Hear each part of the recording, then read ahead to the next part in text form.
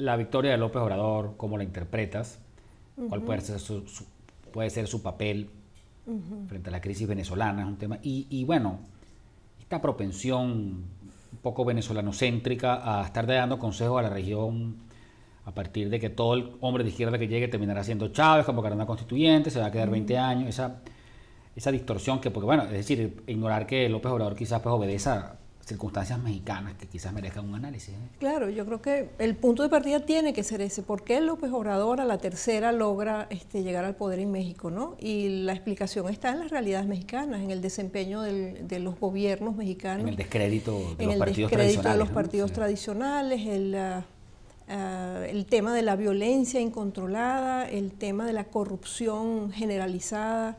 Sí, hay una zona y el desgaste, y hay un desgaste grandísimo, ¿no? Yo no diría solo de la credibilidad en los partidos tradicionales, sino también debilitamiento del Estado en ciertas regiones, ¿no?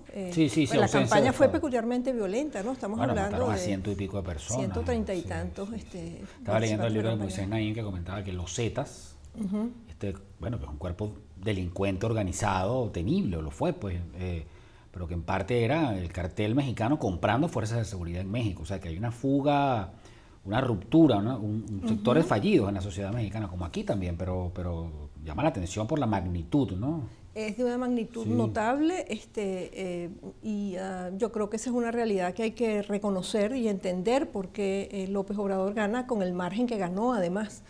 Y gana también el Congreso. Eso hay que, para empezar, comprenderlo, ¿no? ¿Tú veías a López Obrador vulnerando el entorno actual, convocando una constituyente, queriendo perpetuarse, o va a estar limitado por los pactos republicanos clásicos? Yo creo que México no es Venezuela. Hay un excelente trabajo de Alberto Barrera, otro de Gisela Cossack, que hicieron análisis previos a las elecciones sobre la realidad mexicana. Uno no puede extrapolar la situación venezolana a México en absoluto. México es un país, yo creo que la mejor síntesis, por extraña que parezca, es que es un país bastante más complejo, bastante más difícil de gobernar.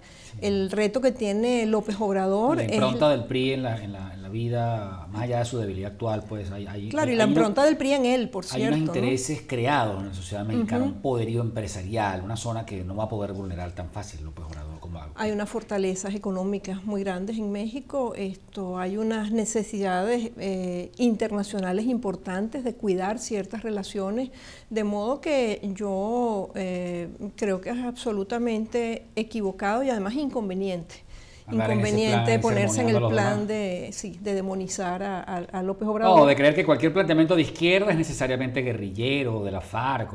Pues no tiene por qué serlo. La verdad es que no. Y en el caso de la sociedad mexicana no creo que así sea, ni mucho menos. Sí. Por mucho que López Obrador tenga cosas que, más allá de que no le parezcan discutibles. Y por mucho el discurso electoral y la parte estridente de la elección, bueno, hay que escuchar el discurso de él. ¿Cómo ves a López Obrador con Venezuela? Mira, respecto a Maduro?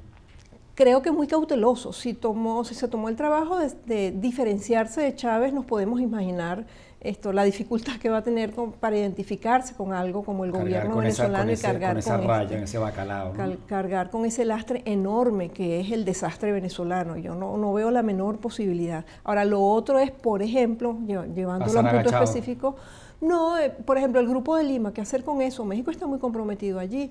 Y escuchamos al que ya no va a ser canciller, pero que parecía más radical que el recién designado por López Obrador, decir que en el Grupo de Lima ellos dirían en diciembre qué hacer, pero que en principio la actitud de México no era romper, que probablemente podían asumir una actitud más mediadora. Un poco más. Yo creo que lo que va a hacer México probablemente es lo que hace Uruguay. Lo que ha hecho Uruguay quizás... Un poco tibia, a veces sí, a veces no. Y haciendo llamados como el Papa, pues al entendimiento, pero más nada. Podría ser eso, o podría ser más hacia la actitud de República Dominicana. Una actitud más activa de mediar y de buscar algún protagonismo regional en ese sentido. Siento que los mexicanos están un poco decepcionados de Venezuela y se han venido un poco para acá, ¿no? Como en contra. El canciller, el canciller de los dominicanos, los dominicanos se desencantaron de la falta de compromiso del gobierno venezolano con una apuesta de mediación y de llamado a diálogo en la que participó tan activamente República Dominicana, y se sintieron, pues, yo diría que traicionados.